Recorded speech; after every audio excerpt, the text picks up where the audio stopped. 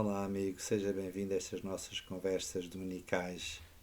Hoje, um pouco atrasadas, já houve alguém que me interrogou porque é que eu não tinha colocado o vídeo ontem, domingo. Será que perguntava com alguma preocupação se me tinha acontecido alguma coisa? É verdade que estas nossas conversas são habituais, têm-se tornado habituais com o ritmo semanal, mas não se admire se de vez em quando tem algum atraso, porque pode haver razões diversas, ou o tema que eu desejo desenvolver não está ainda suficientemente maduro para o propor, ou alguma eventual situação pode ter ocorrido que me inibe e me impossibilite estar aqui consigo nesta conversa dominical. E por isso eu desde já agradeço a sua compreensão, mas não fico preocupado se ao domingo, pontualmente, não surge a conversa dominical. Ela vai acontecer depois ou até na semana seguinte. Estive a pensar seriamente em continuar estas nossas conversas, desenvolvendo aqueles pensamentos que comecei no outro dia sobre algumas afirmações do Papa Francisco que têm causado alguma perturbação e incómodo entre os católicos, entre os cristãos. No último vídeo eu tratei daquela afirmação que ele fez numa conversa, numa entrevista, salvo erro, no regresso de uma viagem apostólica de avião, em que ele disse: o Papa também se engana. É claro que eu comentei na última vez as razões pelas quais se pode pôr em causa esta afirmação. Não quer dizer que todas as afirmações, todas as conversas que o Papa faz não incorram em alguma imperfeição, alguma incorreção. Pode acontecer, com certeza, nas conversas que ele talvez tenha lá à mesa em Santa Marta. Mas quando fala como Papa, como nas entrevistas que ele dá, ou nas comunicações que faz, ou nos gestos que pratica, isso aí torna-se mais sério, porque de facto, como Papa, não é uma pessoa individual. É verdade que a partir de São João Paulo II, os Papas começaram a usar o pronome pessoal da primeira pessoa, do singular eu, falando em nome pessoal. Isto começou com São João Paulo II. O Papa Paulo VI ainda falava no nós e, portanto, dava ideia de um plural majestático, porque quando o rei ou o presidente da República ou mesmo o sacerdote na homilia fala no nós, é um plural majestático que envolve toda a comunidade, porque ele fala em nome de toda a comunidade. E por isso eu estranhei quando o Papa João Paulo II, São João Paulo II, começou a utilizar a primeira pessoa do singular, eu. Depois este hábito tornou-se quase comum. O Papa João Paulo I, o Papa Bento XVI continuou a utilizar a primeira pessoa do singular e, naturalmente, o Papa Francisco, usando a primeira pessoa do singular. Mas aquela afirmação do Papa Francisco na entrevista televisiva dizendo que o Papa também se engana, foi esta afirmação, o Papa também se engana, que me causou alguma perplexidade e me levou ao comentário que eu fiz na última conversa dominical para dizer que o Papa se engana é extremamente delicado, porque o Papa não fala em nome pessoal, fala em nome de toda a Igreja. E por isso, mesmo quando ele fala em nome pessoal, é sempre uma figura pública, representa a Igreja na sua totalidade, e por isso o Papa representa a Igreja. E assim dizer, o Papa também se engana, implicitamente poderia veicular a ideia que a Igreja também se engana, o que não é possível afirmar-se. Mesmo o Concílio Vaticano II afirma a indefectibilidade, infalibilidade da fé da Igreja. E nós, quando éramos pequenos, pelo menos na minha geração, aprendíamos o ato de fé, esperança e caridade, e num deles dizíamos que a Igreja não se engana nem nos pode enganar. E, portanto, fazer esta afirmação de que o Papa também se engana, quase que nos leva a admitir que o Papa, enganando-se, nos induz em erro, o que não me parece ser defensável, pelo menos na minha opinião. Mas, por outro lado, significa que, se engana, nós temos a obrigação de o corrigir. Aliás, foi isso que eu disse a um cristão, um católico, muito praticante e muito entusiasta do Papa Francisco, que um dia me perguntou o que é que eu pensava do Papa Francisco. Mas essa pergunta não era inocente. Talvez eu já tivesse ouvido alguma coisa a meu respeito, que naturalmente estando em comunhão com o Papa Francisco, porque eu sou católico, e estar em comunhão com o Papa faz parte da essência do catolicismo. Obedecer ao Papa faz parte da essência do catolicismo. Ter respeito e reverência pelo Mistério Pontifício faz parte do catolicismo. E, portanto, é evidente que eu sempre estive em comunhão com o Papa e ainda estou, e espero continuar a ser fiel a esta minha profissão de fé. Aliás, eu defendo que a essência do cristão, o que caracteriza o cristão é ser fiel, é a fidelidade. Ao contrário do que ouvi ou li numa recente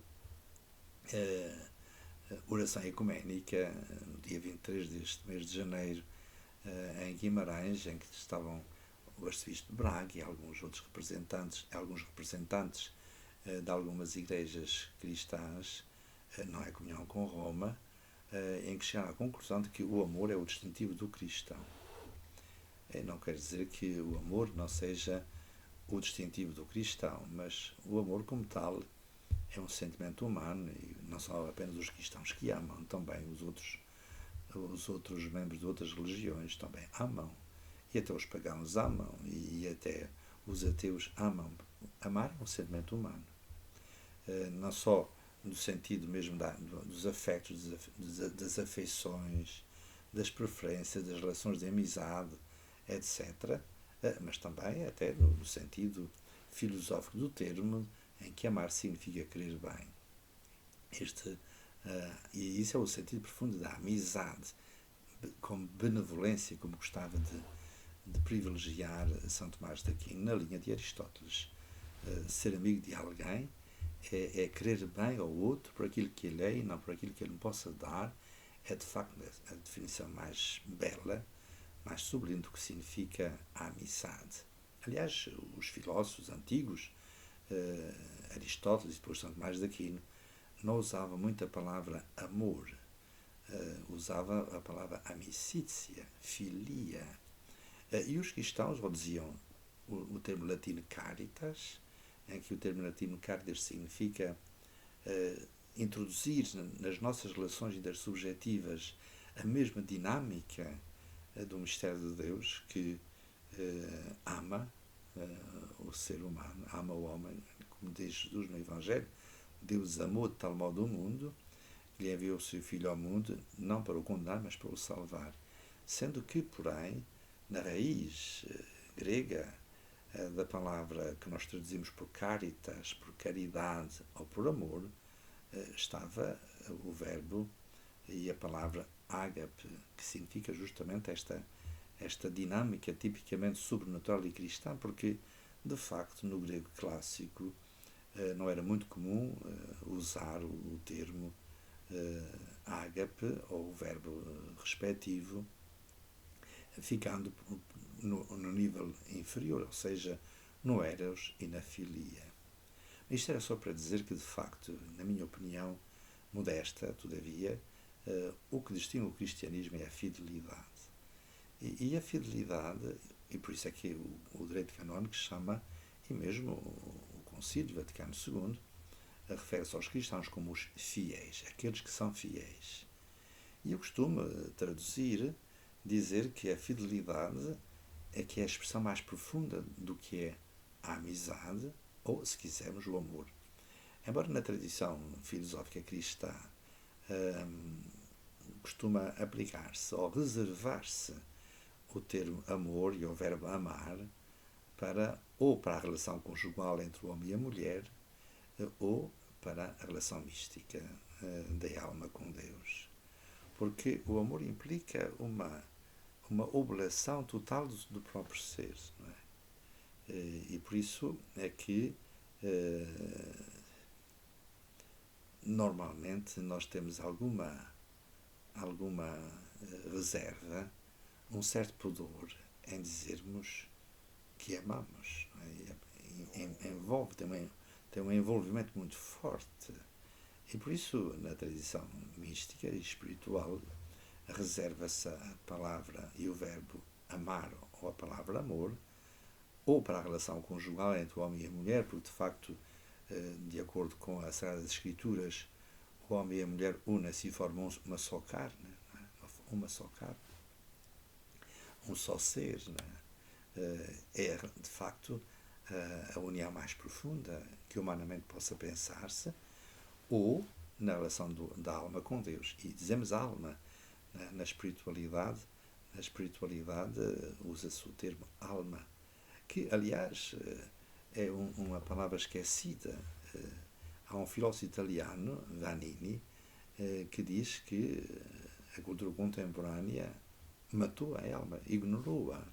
Praticamente não se fala na alma, mesmo nos discursos pastorais e nos textos, sei lá,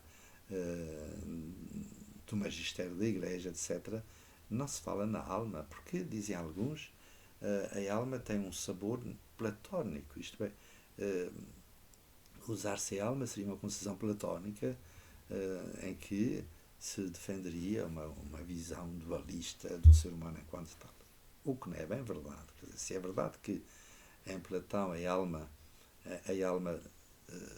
é pré-existente e depois continua, depois da morte, volta ao seu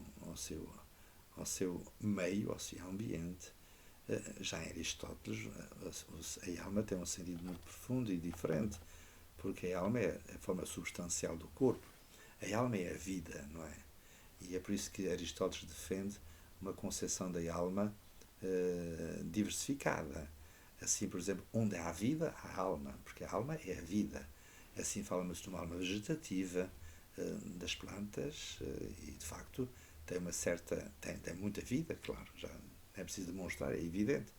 E depois fala-se na alma sensitiva, que seria dos animais, os gatos, os cães, os cavalos, enfim, etc. Todos os seres animados, isto é, que têm vida e que detêm uma certa autonomia do movimento, de reações, e portanto é uma alma sensitiva que sente. E é tão interessante que, por exemplo, os cães, os cavalos, os elefantes e outros animais são domesticáveis, e por isso até têm quase uma relação humana. Por exemplo, os cães, não é? A alegria, se assim podemos dizer, do cão quando vê o dono. Eu tenho essa experiência na minha infância e até na minha vida adulta. Na infância eu tinha um cão que não me deixava todo o dia, e na vida adulta, há poucos anos, eu tinha uma cadelinha que esteve comigo 11 anos, desde o nascer até a sua morte, e que tinha uma reação de amizade, de conhecimento. Ela distinguia-me de todos os outros, até o carro que a conduzia, ela distinguia o carro que a conduzia dos outros carros. Tinha uma reação festiva, era uma coisa fantástica, muita alegria me deu.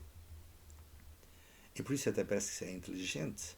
E assim os cães, assim os cavalos, assim.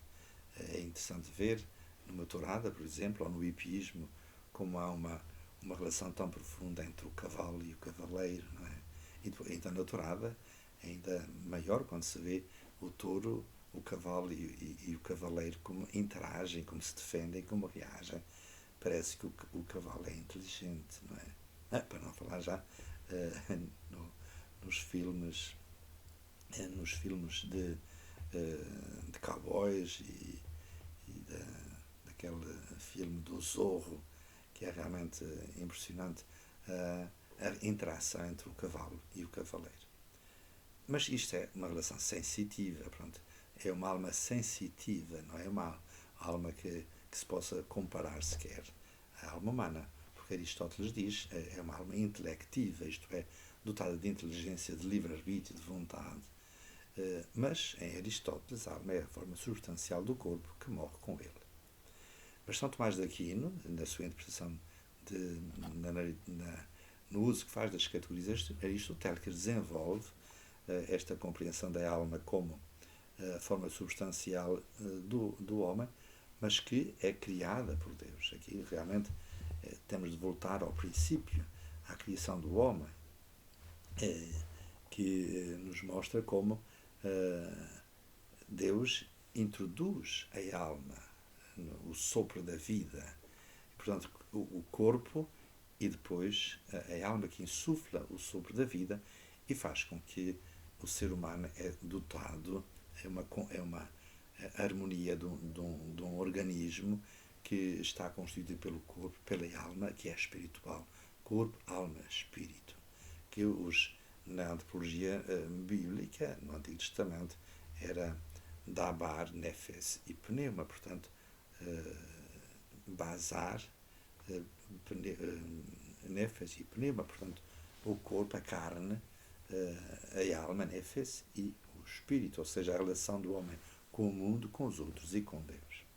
Portanto, a alma faz parte da nossa própria natureza e sobrevive, é imortal. O corpo é cadáver, isto é, o que cai, a alma volta para Deus. Isto é, volta para Deus se realmente se comportou de acordo com a sua vontade. Na escatologia cristã nós temos o purgatório, o inferno e o paraíso, em que, no fundo, tanto o purgatório como o inferno como o paraíso não são espaços físicos, mas são, digamos assim, espaços espirituais. Se nós tomarmos em conta aquilo que Jesus diz no Evangelho e nos ensina no Pai Nosso, em que ele diz: faça-se a tua vontade assim na terra como no céu, ensina-nos no Pai Nosso. Quer dizer, o paraíso é o lugar onde se faz a vontade de Deus, o inferno é o lugar onde não se faz a vontade de Deus, que foi um tema interessantíssimo que São Francisco de Sales, cuja memória celebramos nestes dias, entendeu perfeitamente. Quando ele diz: eu prefiro ir para o inferno em obediência do que ir para o céu em desobediência. Quer dizer, indo para o inferno em obediência, transforma o inferno em céu, porque o inferno é o lugar onde não se faz a vontade de Deus. Se eu vou para o inferno em obediência, aí é o céu. Mas se eu estiver contra a vontade de Deus, o céu torna-se inferno. Aliás, há uma história que se conta de uma imagem. O que é a diferença que existe entre o céu e o inferno, neste sentido que eu estou a acabar de dizer, como relação de fazer a vontade de Deus ou não. Então conta-se esta história que é o mesmo espaço, uma sala do banquete nupcial, a imagem do que aparece nas palavras do Reino de Deus em Jesus, na pregação de Jesus. É uma sala nupcial em que estão todos presentes, salvos e condenados. Só que os salvos, os que estão no paraíso, estão bem de saúde, bonitos, perfeitos, bem nutridos, ao passo que os condenados estão esqueléticos. Porquê? Ambos, tanto uns como outros, devem usar para comer uma colher enorme e por isso só podem comer, só se podem alimentar se derem o alimento aos outros. Então os salvos são os que praticam a caridade e a amizade fraterna, alimentam-se uns aos outros, ao passo que os condenados, porque são egoístas, não querem dar nada aos outros e por isso estão esfomeados. Isto é para dizer que, de facto, o que caracteriza o inferno ou o paraíso não é um espaço, é uma atitude, é uma relação espiritual. E por isso, quando nós dizemos o inferno está vazio ou está cheio, é uma linguagem que pode representar alguma coisa, mas o inferno pode ser já preparado aqui nesta terra, ou o céu também. Por exemplo, Em Auschwitz, que era um lugar infernal, houve santos que viveram naquele inferno, a antecâmara do paraíso. Portanto, é realmente muito interessante nós virmos estes aspectos e pensarmos. Quando eu estou na minha posição de sacerdote, ou de professor, ou de simples cristão, eu posso dizer que me engano, mas quando eu estou numa posição de grande responsabilidade, como é o Papa ou um Bispo, dizer que o Papa também se engana é realmente problemático, e se isso acontece, eu tenho a obrigação de o corrigir. E por isso a resposta que eu dei a este senhor que me perguntou o que é que eu pensava do Papa Francisco, pensando que eu seria contra, eu disse, não, eu sou a favor do Papa Francisco, estou em comunhão com ele, mas desde o momento em que ele disse que o Papa também se engana, eu tenho a obrigação, como padre, como professor, de o corrigir. Chama-se isto a parecia, a coragem de dizer a verdade. Bom, isto era um complemento à conversa dominical anterior, e julgo que assim ficou mais bem esclarecido aquilo que eu gostava de entender ser a parecia da verdade, ou seja, termos a coragem de dizer a verdade e de a viver na fidelidade, porque no fundo a fidelidade é a vitória do amor sobre o tempo. Muito obrigado pela sua atenção e até à próxima conversa dominical, se Deus quiser.